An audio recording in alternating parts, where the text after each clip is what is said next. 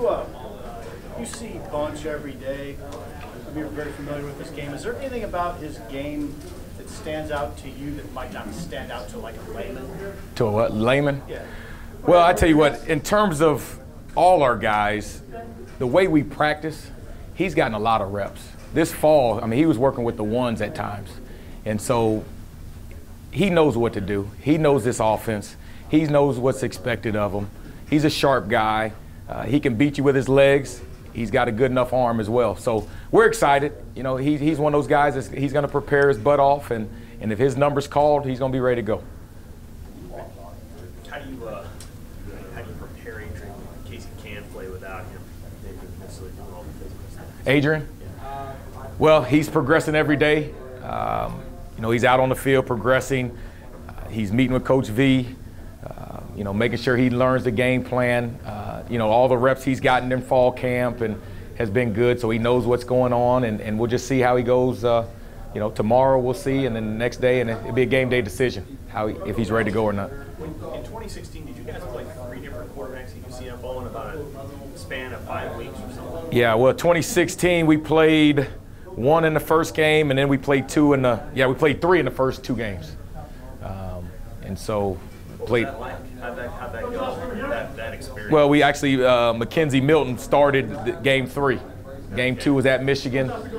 He didn't get in, and then game 3 was his first start. We played Maryland, and he had a good performance, and the rest was history. So we're used to kind of using a lot of quarterbacks, and the way we practice, everyone's ready to go at all positions. So not only quarterbacks, but receivers. If we have a receiver go down, and the other guys have gotten plenty of reps, and they're ready to go.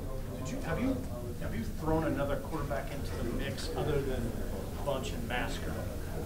We're having open tryouts after practice where guys show us what they can do. So, you know, we'll have a plan. We'll have a plan or something. If we get to option 3, we'll have a plan, and I'm not going to divulge that information right here, but we'll have a plan, and if that happens, we'll have to go out and execute and find a way to win. What's Masker's level of readiness if he has to go in there? I mean, he's basically starts out as a scout team guy, and all of a sudden he's the backup now.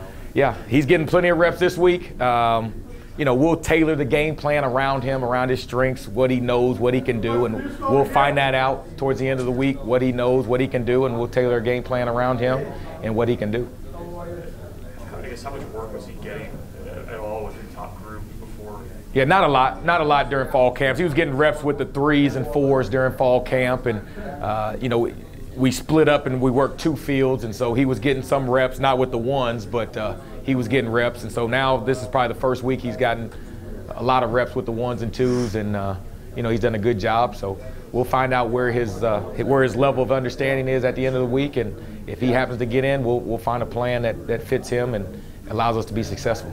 On the touchdown play where Stanley had the ball and it came out, the 2 receivers kind of crossed right there at that moment. Was that the way that play was supposed to unfold? And No, Stanley sees? the quarterback did a good job of throwing Stanley away from the defender, and he really took him across the field more than we liked, but that was the open zone.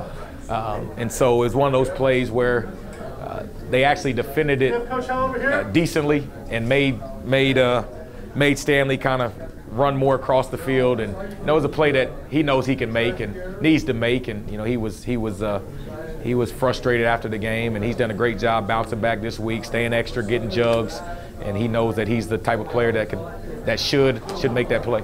Hey, Coach, did you see is there a scenario that exists where Adrian wouldn't practice in pads all week but could still play quarterback on Saturday? We're gonna do what gives us the best chance to be successful, and you know, it's hard for a quarterback not to do anything the whole week, and so we'll see what he can do tomorrow. We've got a walkthrough, and then Friday we've got a short practice, so we'll see what he can do there and make a decision come to game day. Did you say anything that Stanley and JD kind of both had a couple of drops? Yeah. Are you worried about them at all? I'm not worried about it. Those guys have been in there. You know, the best of us, we've dropped balls. It's what you do afterwards, and they were upset. They were frustrated. It hurt them. if it didn't hurt them, I'd probably say something and make it a big deal. But you know, they understood the importance of those plays, and they've been diligent to stay after and make sure that it doesn't happen. So I'm not worried about those guys. Coach, if Adrian does play, are you guys gonna encourage him to run as much? You know, he might be playing a little gingerly and a little bit. Yeah, we're going to be smart, and we understand that if he plays, that he's got to be smart, and we're going to need him, and so we'll be smart, and we'll call the game accordingly, and make sure that he makes it out healthy, and we'll play to his strengths and go from there. Did you guys like starting field position on Saturday? Did we like it? Yeah, you want to see that improve? No, we got to improve. One of the emphasis was penalties, and all across the board, special teams had some big penalties where we started backed up inside the 20. Studies show that if you can start past the 25, your chances of scoring points greatly increase. And so, that was the emphasis Coach DeWitt made with the special teams guys, is to make sure that we're detailed where we don't have the same penalties and start backed up. Yeah, he mentioned that yesterday. Why is it, do you think, that your scoring chances go up if you start out at 29 as opposed to?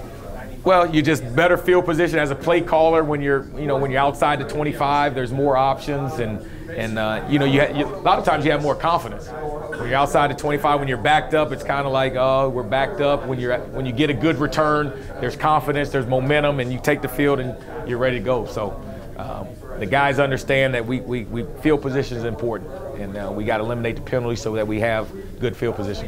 With the fumbles, what's your approach to correcting that? Do you make it a point of emphasis, or you just kind of?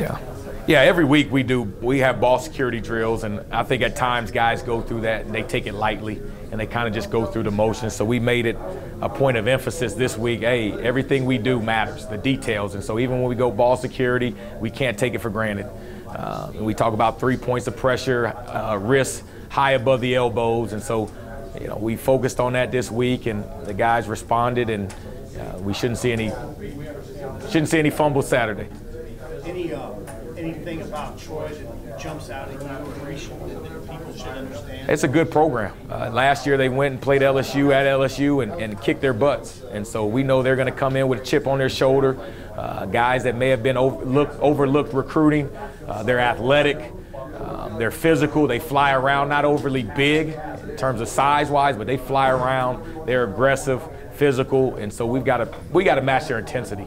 They play with passion and intensity, and we've got to come out and match that intensity, and if we do that, then it gives us a good chance to win. Do they mix things up defensively, let alone more than other teams? Or what? They really do. They're all over the place. They have linebackers that'll play out over the receiver. They have corners that'll play safety, safeties that'll play linebacker. They're all over the place, and what they do well.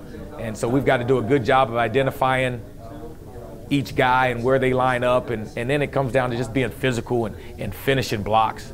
It's going to start up front with the offensive line, with a young quarterback, whether it's Adrian or a bunch. We got to be able to run the ball and establish the line of scrimmage. And so the offensive line, they understand that once again, we're counting on them to dominate up front.